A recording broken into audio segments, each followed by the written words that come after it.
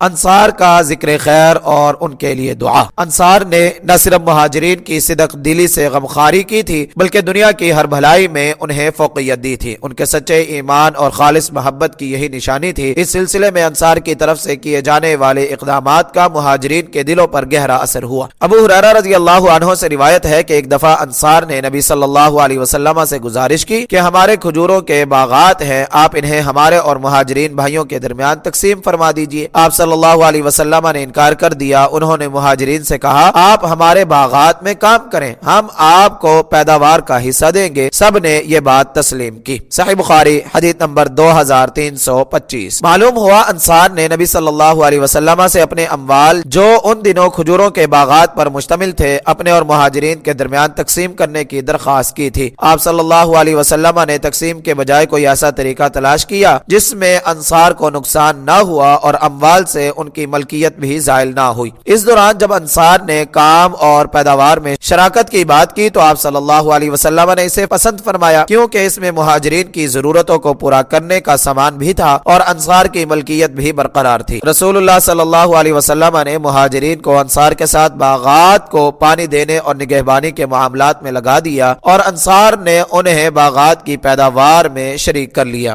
یہی وجہ تھی کہ سب نے یہ بات تسلیم کی۔ التاریخ الاسلامی للحمیدی جلد نمبر 4 صفحہ نمبر 30۔ مہاجرین انصار کا ہاتھ بٹانے لگے، اس کے باوجود زیادہ تر کام انصار خود اپنے ہاتھوں انجام دیتے۔ مہاجرین نے انصار کی کرم فرمائی اور احسار کا شکریہ ادا کیا اور نبی صلی اللہ علیہ وسلم سے عرض کیا، ہم نے انصار جیسے لوگ آج تک نہیں دیکھے جو کام تھوڑا لیتے ہیں اور خرچ زیادہ کرتے ہیں۔ ہم باغانی میں ان کے ساتھ شریک ہوتے ہیں، وہ ہمیں پیداوار سے وافر حصہ دیتے ہیں۔ اب تو ہمیں یہ احساس بھی ہونے لگا ہے کہ وہ سارا ثواب حاصل کر لیں گے۔ نبی صلی اللہ علیہ وسلم نے فرمایا، لا ما اثنیتم علیہم ودعوتم اللہ عز وجل لہم، نہیں جب تک تم ان کا ذکر خیر کرتے رہو گے اور اللہ تعالیٰ سے ان کے حق میں دعا کرتے رہو گے۔ جامع الترمذی حدیث نمبر 2487، مسند احمد جلد نمبر 3 صفحہ نمبر 201، المصنف لابن ابی شیبہ جلد نمبر 9 صفحہ نمبر 68۔ تحفۃ الاحفظی میں اس حدیث کی شرح کے تحت امام طیبی رحمہ اللہ کا قول قابل دید ہے۔ وہ فرماتے ہیں، جب مہاجرین نے یہ کہا کہ انصار نے ہم پر اتنے احسان کیے حتیٰ کہ ہمیں خدشہ ہوا کہ وہی سارا اجر لے جائیں گے اور ہم ان کے احسانات کا بدلہ نہیں چکا سکیں گے، تو رسول اللہ صلی اللہ علیہ وسلم نے گویا یوں فرمایا، یہ بات نہیں ہے، کیونکہ جب تم ان کی اچھائیوں کے بدلے میں ان کا ذکر خیر اور ان کے لیے دعا کرتے رہو گے تو گویا تم ان کے احسانات کا بدلہ چکا رہے ہو اور اس طرح تم ان کے برابر نیکیاں حاصل کر رہے ہو۔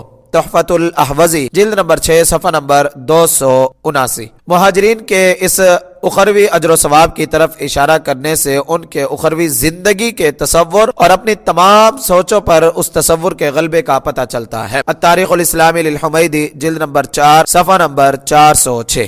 نبی صلی اللہ علیہ وسلم نے انصار کی اس عزت افزائی کا بدلہ دینے کا ارادہ فرمایا۔ سیدنا انس بن مالک رضی اللہ عنہ سے روایت ہے کہ نبی صلی اللہ علیہ وسلم نے انصار کو بلایا کہ بحرین کا علاقہ انہیں عطا فرما دیں۔ انصار نے یہ کہہ کر انکار کر دیا، پہلے ہمارے مہاجر بھائیوں کو بھی ایسا علاقہ عنایت فرمائیں۔ اس پر نبی صلی اللہ علیہ وسلم نے فرمایا، اما لا فاصبروا حتى تلقونی فإنه سيصيبكم بعدی اثرہ، اگر تم انکار ہی کرتے ہو تو سنو، تم ہمیشہ صبر کرنا یہاں تک کہ مجھے حوض کوثر پر ملو، میرے بعد دوسروں کو تم پر ترجیح دی جائے گی۔ صحیح بخاری حدیث نمبر 3794۔ بھائی چارے نے مہاجرین کی اجنبیت ختم کرنے، مہاجرین کا اپنے گھر کے افراد اور خاندان سے دوری کی وجہ سے ان کے لیے ہمدردی کا سامان فراہم ہونے، تعلقات کی مضبوطی اور ایک نئی ریاست کے قیام جیسے مقاصد پورے کر لیے۔ بلا شبہ کوئی بھی ریاست یا قبیلہ بھائی چارے اور باہمی محبت کے بغیر قائم نہیں رہ سکتا اور نہ اس میں مساوات اور باہمی تعاون کی فضا قائم ہو سکتی ہے۔ تفسیر فی ظلال القرآن لسید قطب جلد نمبر 6 صفحہ نمبر 3526۔ مواخات کی بنیاد پر وراثت کی تقسیم۔ انصار نے مہاجرین کا جس فراغ دلی، محبت اور سچے جذبات سے استقبال کیا، انہیں قیام گاہ فراہم کی اور ان کے لیے دیگر آسانیاں پیدا کی، تاریخ انسانی میں اس کی مثال نہیں ملتی۔ یہ بھائی چارہ عملی طور پر ان کی زندگیوں میں رچ بس گیا تھا۔ یہ مواخات کوئی علامتی نہیں تھی بلکہ یہ تو ایک جیتی جاگتی حقیقت اور انصار و مہاجرین کے درمیان طے پانے والے عملی تعلقات کا نام تھا۔ رسول اللہ صلی اللہ علیہ وسلم نے میثاق اخوت کو سب کے لیے ایک اہم ذمہ داری قرار دیا جس کے نہایت مثبت نتائج برآمد ہوئے۔ اللہ تعالیٰ نے قرابت داروں سے صرف نظر کرتے ہوئے سلسلہ وراثت کو بھی اسی مواخات کی بنیاد پر قائم فرما دیا تاکہ اصل اسلام کے تصورات میں یہ عمل ایک جیتی جاگتی حقیقت بن کر ابھرے۔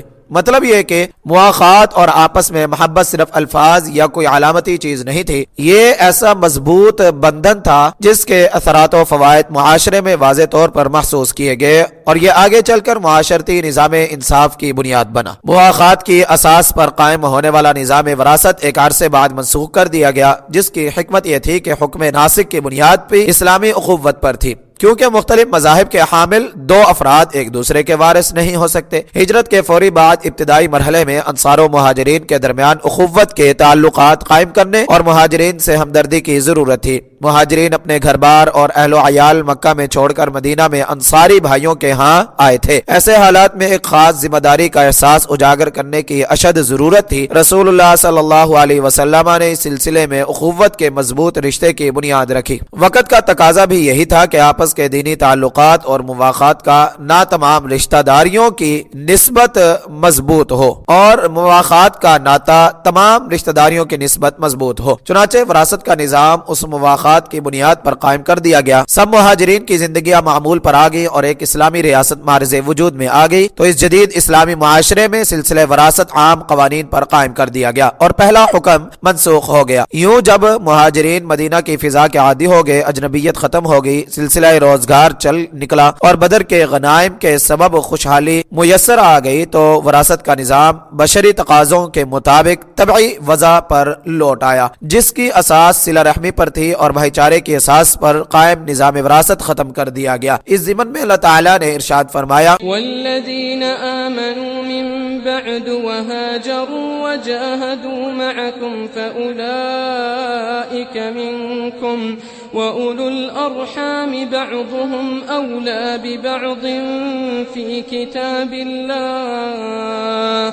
إن الله بكل شيء عليم۔ اور جو لوگ بعد میں ایمان لائے اور انہوں نے ہجرت کی اور تمہارے ساتھ یعنی مل کر جہاد کیا تو وہ بھی تمہی میں سے ہیں، اور اللہ کی کتاب میں یعنی خون کے رشتہ دار آپس میں ایک دوسرے کے زیادہ حقدار ہیں، بے شک اللہ ہر چیز کو خوب جاننے والا ہے۔ سورہ انفال آیت نمبر 75۔ یہ آیت کریمہ اخوت کی بنیاد پر قائم نظام وراثت کے لیے ناسخ ثابت ہوئی اور باہمی تعاون و خیرخواہی کا جذبہ بدستور برقرار رہا۔ عبداللہ بن عباس رضی اللہ عنہما نے اللہ تعالیٰ کے اس فرمان وَلِكُلٍّ جَعَلْنَا مَوَالِيَ مِمَّا تَرَكَ الْوَالِدَانِ وَالْأَقْرَبُونَ وَالَّذِينَ عَقَدَتْ أَيْمَانُكُمْ فَآتُوهُمْ نَصِيبَهُمْ إِنَّ اللَّهَ كَانَ عَلَى كُلِّ شَيْءٍ شَهِيدًا۔ ماں باپ اور قریبی رشتہ دار جو مال چھوڑ جائیں اس میں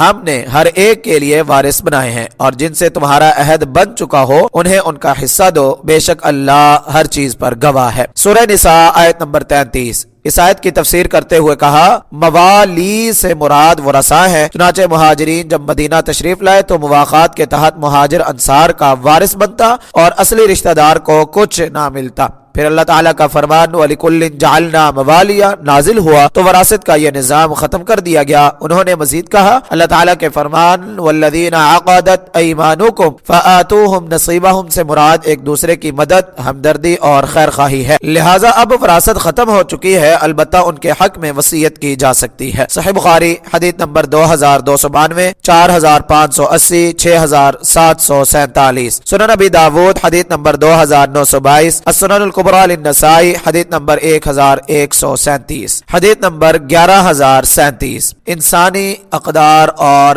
مثالی اصول۔ مہاجرین و انصار کے مابین قائم بھائی چارے کی وجہ سے ایسی انسانی اور معاشرتی اقدار وجود میں آئیں جو اس سے قبل کسی بھی قبائلی معاشرے میں ناپید تھیں۔ یہ اقدار صرف اسی جدید اور قابل رشک اسلامی معاشرے کا حصہ بنی۔ ان میں سر فہرست اپنے ہاتھ سے کسب رزق کے وسائل مہیا کرنا تھا۔ مہاجرین نے ابتدا میں انصار انصار بھائیوں کی مہمان نوازی قبول کی، پھر مستقل طور پر انصار کے کندھوں پر بوجھ بننے کی بجائے روزگار کے مواقع تلاش کیے۔ ان میں بعض تجارت اور بعض کھیتی باڑی کے پیشے سے وابستہ ہو گئے۔ وہ اس بات پر خوش تھے کہ کسی پر بوجھ بننے اور کسی سے کچھ لینے کے بجائے خود محنت کر رہے ہیں، اور یہ کہ لینے کے بجائے دینے والا ہاتھ اللہ کے نزدیک زیادہ پسندیدہ اور بہتر ہے۔ صحابہ کرام رضی اللہ عنہم نے اسلامی تعلیمات سے یہ سبق سیکھا کہ اپنے ہاتھوں سے کمایا ہوا رزق عین عبادت ہے۔ یہ ایسا مرتبہ مقام ہے جہاں انسان کی صرف مادی ضرورتوں کو پورا کرنے والا دور حاضر کا کوئی نظام نہ پہنچ سکا۔ ان اسلامی رہنما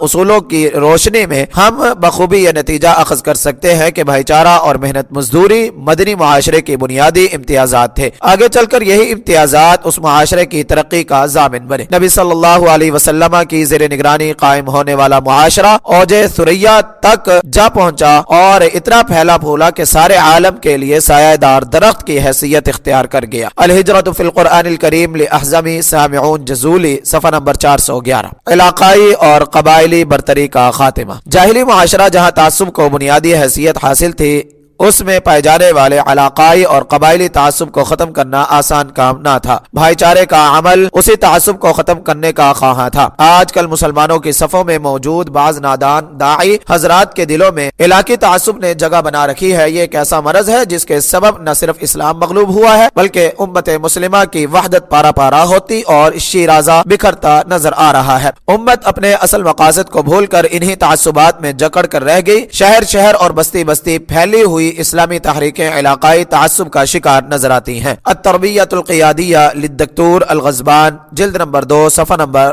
286۔ دیکھا جائے تو دلوں میں پیدا ہونے والے ان تعصبات کا سبب قرآنی تعلیمات اور سنت رسول صلی اللہ علیہ وسلم سے دوری ہے۔ نہ اسلامی تعلیمات کو اپنایا جا رہا ہے اور نہ ہی ان کے مطابق تربیت ہو رہی ہے۔ نتیجہ باہمی بغض و عناد کی صورت میں سامنے آ رہا ہے۔ آج عالم اسلام مہاجرین و انصار کے مابین قائم ہونے والے آئیڈیل بھائی چارے کا محتاج ہے۔ عالم اسلام کو ان کریمانہ اوصاف کی اشد اور فوری ضرورت ہے جو صرف اس مواخات میں پائے جاتے ہیں۔ ایسے اوصاف کے بغیر عزت و وقار کا حصول تقریباً ناممکن نظر آتا ہے۔ آج بلند پایا ایمان اور عظیم قربانیوں کی ضرورت ہے جس کا حصول میدان عمل میں ممکن ہے۔ صرف زبانی نعرے ذرا برابر سود مند نہیں ہو سکتے۔ آج کل کا دور جس میں امت اسلامیہ مسائل کا شکار ہے، اس میں ایک مسلمان جب خود کو ایسے بھائی کے درمیان پائے گا جو محبت اور تعاون کرنے والے ہوں گے تو اس کا حوصلہ بڑھ جائے گا اور وہ اعلیٰ اقدار کا حامل ہو جائے گا۔ وہ اپنے اندر ایک عجیب قسم کا جوش اور ولولہ محسوس کرے گا۔ بصورت دیگر اسلامی صفوں میں کمزوری کے آثار نظر آئیں گے۔ ہر فرد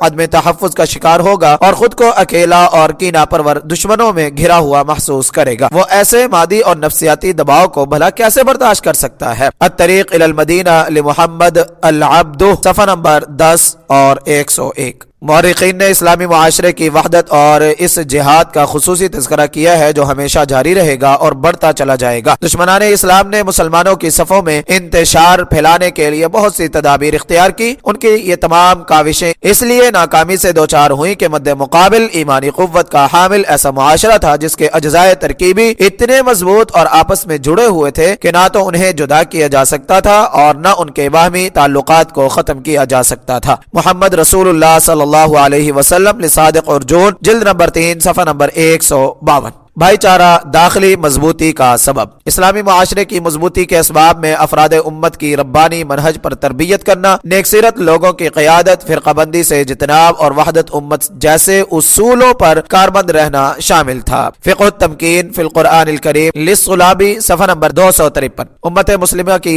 ترقی کا باعث عقیدہ توحید پر یقین، اسلام کے ساتھ سچا تعلق، تلاش حق اور جذبہ اخوت کو فروغ دینا تھا۔ اسی مضبوط بھائی چارے کی وجہ سے اسلامی صفوں میں اتحاد، ہم آہنگی اور یکجہتی جیسی خوبیاں پیدا ہوئیں۔ بھائی چارے کا عمل ربانی تحفہ ہے جو اللہ تعالیٰ نے اپنے مخلص، پرہیزگار اور قابل قدر بندوں کو عطا فرمایا۔ ارشاد باری تعالیٰ ہے، وَإِن يُرِيدُوا أَن يَخْدَعُوكَ فَإِنَّ حَسْبَكَ اللَّهُ هو الذي أيدك بنصره وبالمؤمنين وألف بين قلوبهم لو أنفقت ما في الأرض جميعا ما ألفت بين قلوبهم ولكن الله ألف بينهم إنه عزيز حكيم. اور اگر وہ آپ کو دھوکہ دینا چاہیں تو بے شک آپ کے لیے اللہ کافی ہے، وہی تو ہے جس نے اپنی مدد سے اور مومنوں سے آپ کی تائید کی اور اس نے ان یعنی مومنوں کے دلوں میں الفت ڈال دی۔ اگر آپ دنیا بھر کے سب خزانے خرچ کر دیتے تو بھی ان کے دلوں میں الفت پیدا نہ کر سکتے،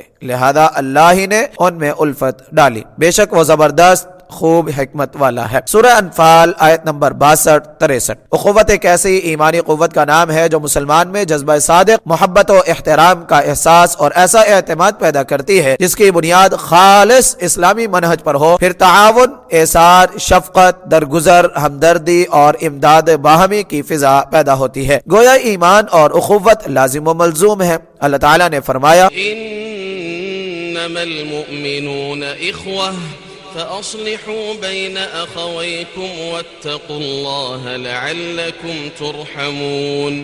مومن تو ایک دوسرے کے بھائی ہیں، لہٰذا تم اپنے بھائیوں کے درمیان صلح کرواؤ اور تم اللہ سے ڈرو تاکہ تم پر رحم کیا جائے۔ سورہ حجرات آیت نمبر 10۔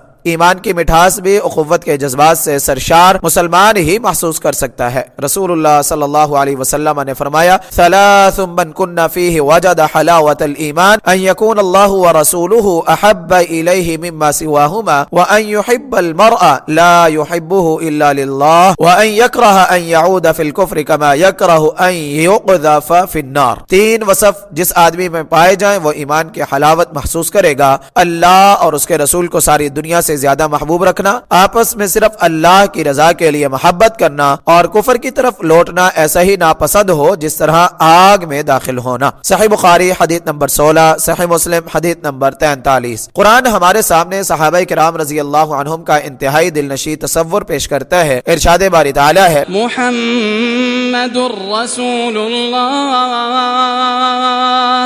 والذین معه اشداء على الكفار رحماء بينهم تراهم ركعا سجدا يبتغون فضلا من الله ورضوانا سيماهم في وجوههم من أثر السجود ذلك مثلهم في التوراة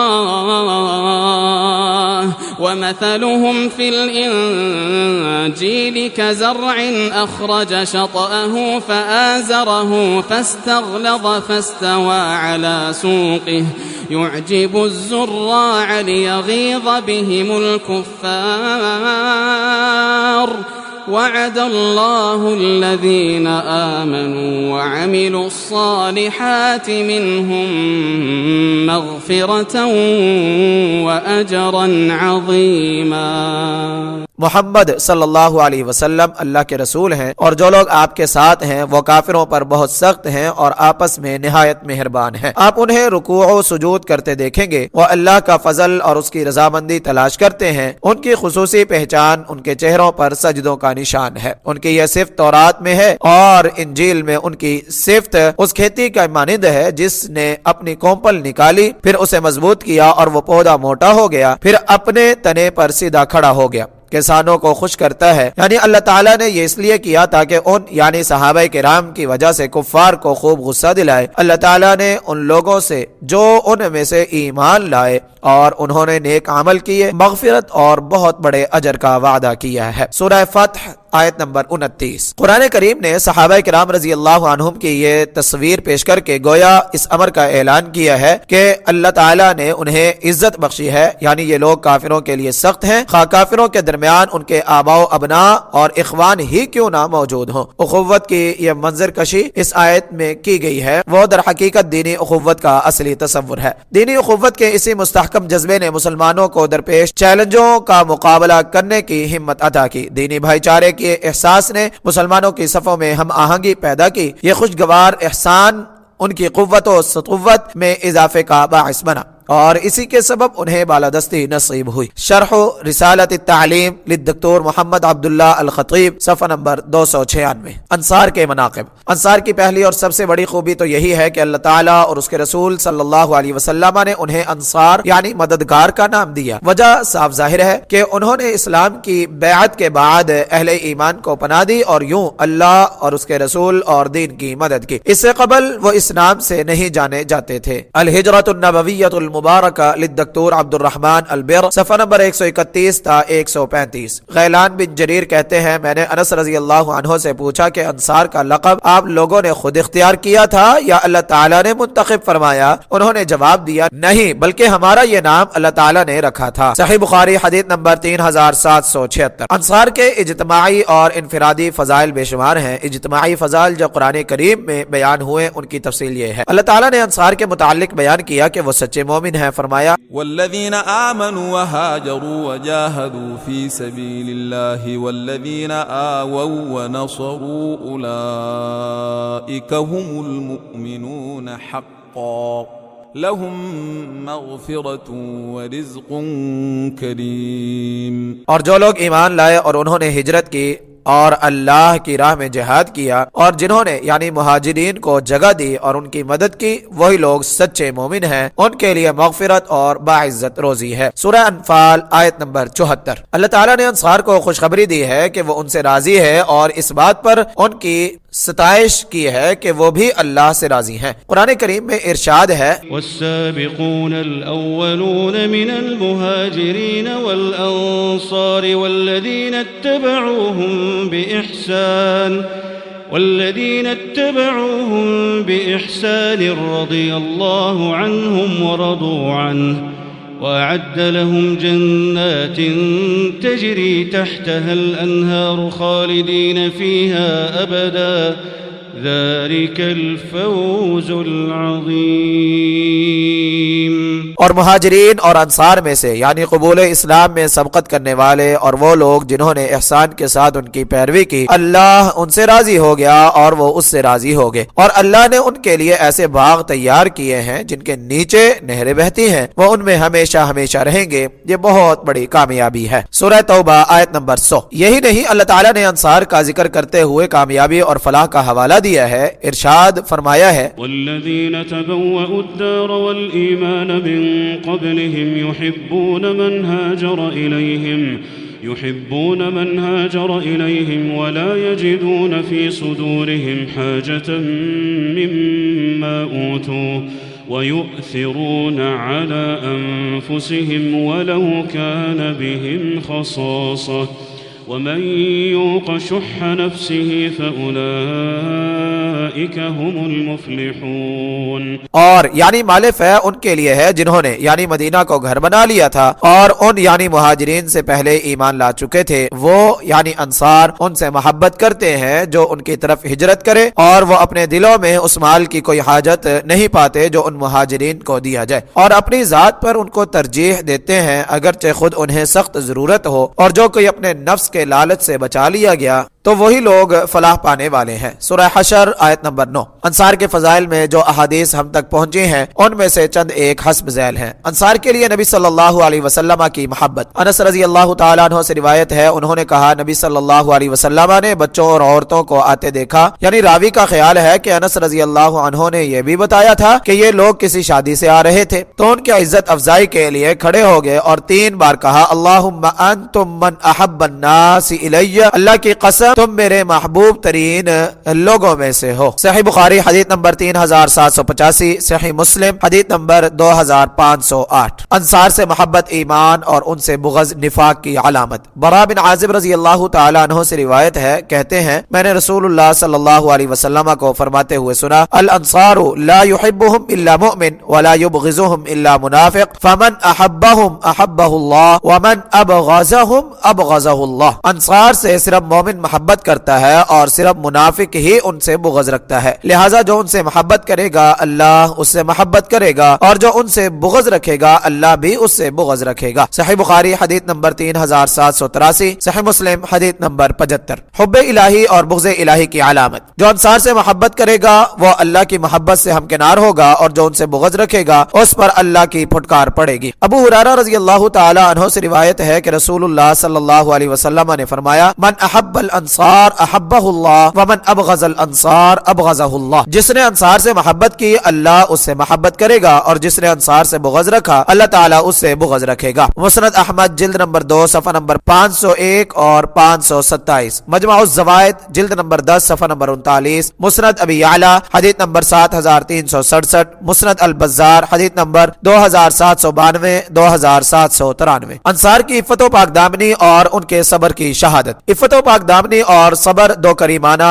خصلتیں ہیں جو آدمی کے سلیم الفطرت ہونے اور اچھے خاندان سے تعلق رکھنے پر دلالت کرتی ہیں۔ ایسا باہمت انسان جوان مردی اور وقار جیسی بیش قیمت خوبیوں کا حامل ہوتا ہے۔ رسول اللہ صلی اللہ علیہ وسلم نے انصار کے لیے ان دونوں خوبیوں کی گواہی دی ہے۔ رسول اللہ صلی اللہ علیہ وسلم کی گواہی سے بڑھ کر کسی کی عظیم المرتبی کا ثبوت اور کیا ہوگا؟ چنانچہ عائشہ رضی اللہ عنہا روایت کرتی ہیں کہ رسول اللہ صلی اللہ علیہ وسلم نے فرمایا، ما یضر امرأة نزلت بین بیتین من الانصار او نزلت بین ابویہا، جو عورت کسی انصاری کے گھر ہو یا اپنے والدین کے گھر ہو اسے کوئی خطرہ نہیں ہوتا۔ مسند احمد جلد نمبر 6 صفحہ نمبر 257، مجمع الزوائد جلد نمبر 10 صفحہ نمبر 40، مستدرک للحاکم جلد نمبر 4 صفحہ نمبر 83، مسند البزار حدیث نمبر 2806، صحیح ابن حبان حدیث نمبر 7267۔ نبی صلی اللہ علیہ وسلم کا خود کو انصار کی طرف منسوب کرنے کا شوق۔ ابو ہریرہ رضی اللہ تعالی عنہ سے روایت ہے، انہوں نے کہا نبی صلی اللہ علیہ وسلم نے فرمایا، لو ان الانصار سلكوا واديا او شعبا لسلكت في وادي الانصار ولولا الهجرة لكنت امرأ من الانصار، انصار جو راہ اپنائے میں بھی اسی راہ پر چلنا پسند کروں گا، ہجرت نہ ہوتی تو میں بھی انصار ہی کا ایک فرد ہوتا۔ صحیح بخاری حدیث نمبر 3779 7244، مسند احمد جلد نمبر 2 صفحہ نمبر 410، السنن الکبریٰ للنسائی حدیث نمبر 8261۔ انصار کے لیے نبی صلی اللہ علیہ وسلم کی دعا۔ نبی صلی اللہ علیہ وسلم نے انصار اور ان کے اہل و عیال اور ان کی پوری نسل کے لیے دعا کی۔ بلا شبہ رسول اللہ صلی اللہ علیہ وسلم کی دعا اللہ کے ہاں درجہ قبولیت پر فائز تھی۔ پھر انصار کو یہ بے پایا فضیلت حاصل ہوئی کہ آپ نے ان کے لیے دعا کی۔ امام بخاری رحمہ اللہ عبداللہ بن فضیل رحمہ اللہ کی روایت لائے ہیں کہ انہوں نے انس رضی اللہ عنہ کو کہتے ہوئے سنا، مجھے حرہ کے واقعے کا بہت رنج ہوا ہے۔ واقع حرہ سن 63 ہجری میں پیش آیا۔ اس کا باعث یہ بنا کہ اہل مدینہ کو یزید بن معاویہ کی منفی سرگرمیوں کے متعلق پتہ چلا، یعنی جس میں جھوٹ سچ سبھی شامل تھا، تو انہوں نے یزید بن معاویہ کی بیعت توڑ دی اور اس کے خلاف بغاوت پر اترے۔ یزید بن معاویہ نے مسلم بن عقبہ مری کو ایک لشکر جرار دے کر یہ بغاوت فرو کرنے بھیجا۔ اہل مدینہ نے شکست کھائی اور مسلم بن عقبہ کی فوج نے مدینہ میں قتل عام کیا، جس کے نتیجے میں انصار کی بڑی تعداد تہ تیغ ہوئی۔ انس بن مالک رضی اللہ تعالی عنہ ان دنوں بصرہ میں مقیم تھے۔ آپ کو اس سانحے کی خبر ملی تو انصار کے قتل عام پر بے حد رنجیدہ خاطر ہوئے۔ اس پر زید بن ارقم رضی اللہ عنہ نے جو ان دنوں کوفہ میں تھے مجھے تسلی بھرا خط لکھا۔ زید بن ارقم کو جب یہ اطلاع ملی کہ اس واقعے کی وجہ سے مجھے شدید غم لاحق ہوا ہے تو انہوں نے مجھے رسول اللہ صلی اللہ علیہ وسلم کی ایک دعا لکھ کر ارسال کی کہ نبی صلی اللہ علیہ وسلم دعا مانگا کرتے تھے، اللہم اغفر للانصار ولابناء الانصار، اے اللہ انصار اور ان کے بیٹوں کی مغفرت فرما۔ عبداللہ بن فضیل کو انصار کے بیٹوں کے بارے میں شک ہے کہ وہ بھی اس دعا میں شامل تھے یا نہیں۔ صحیح مسلم میں انصار کے بیٹوں کے بارے میں بھی حسب ذیل الفاظ موجود ہیں، وابناء ابناء الانصار، اور انصار کے بیٹوں کی بھی مغفرت فرما۔ صحیح مسلم حدیث نمبر 2506۔ انس رضی اللہ عنہ کے قریب بیٹھے ایک شخص نے ان سے زید بن ارقم کے متعلق پوچھا کہ یہ کون ہے؟ اس پر انہوں نے بتایا کہ یہ وہی ہے جن کے بارے میں رسول اللہ صلی اللہ علیہ وسلم نے فرمایا تھا کہ یہ وہ انسان ہے جس کے کانوں کی سنی ہوئی بات اللہ نے سچ ثابت کی۔ صحیح بخاری حدیث نمبر 4906۔